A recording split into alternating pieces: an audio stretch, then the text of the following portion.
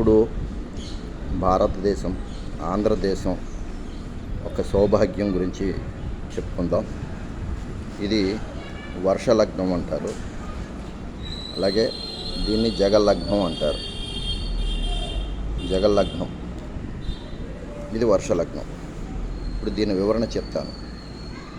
ఏంటంటే వర్షలగ్నాధిపతి అయిన శని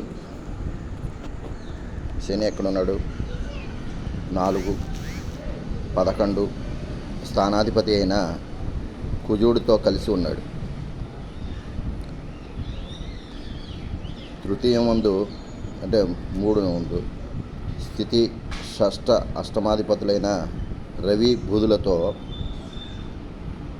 పంచమ రాజ్యాధిపతి అయిన శుక్రుడు కలయికతో, ఈ రవి బుధ శుక్రులతో రాహువు కలయిక చే రాష్ట్ర ప్రభుత్వం అనేక సమస్యల్ని ఎదుర్కొనే స్థితి ఉంది.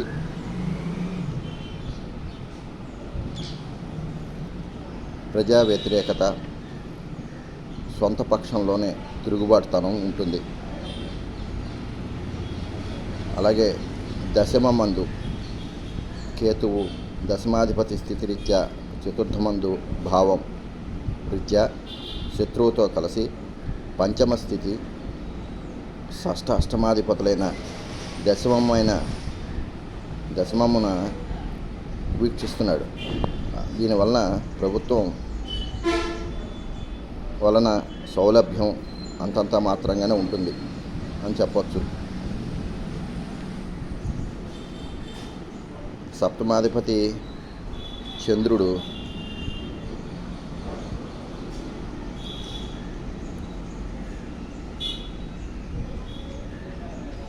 ప్రతిపక్షపు భావము, అలాగే చతుర్థ కేంద్రం యందు ఈ గ్రహస్థితిలోనే ఉండటంతో వారి బలం అంతంత మాత్రానే చెప్పాలి. అధికార ప్రతిపక్షాలు రెండూ కూడా బలహీనపడుతూ మిశ్రమ స్థితిని ఏర్పరచగలవు.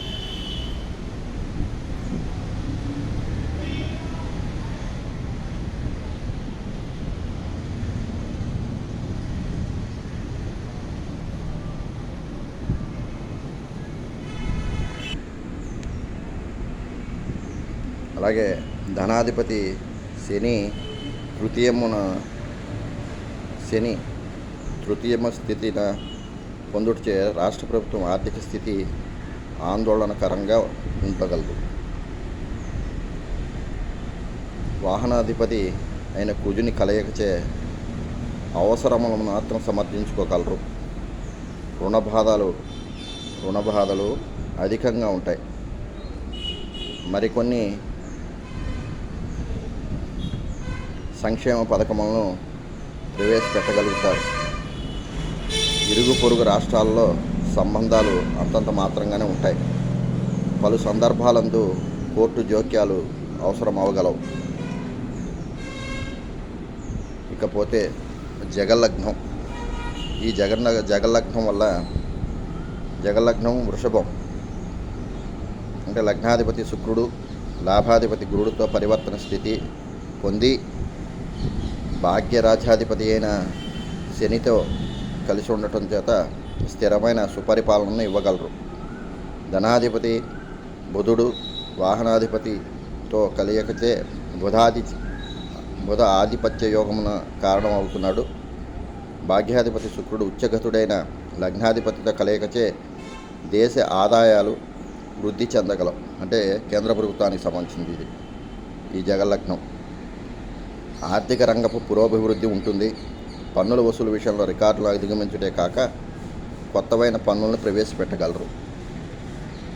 చతుర్థమందు కుజుడు వీక్షించుటే జలకారకుడు శుక్రుడు ఉచ్చగతుడై లాభాధిపతితో పరివర్తన స్థితిచే జలాశయాలు మధ్యమముగా నిలబడగలవు. జల వివాదాలు పెచ్చుమేర కలవు.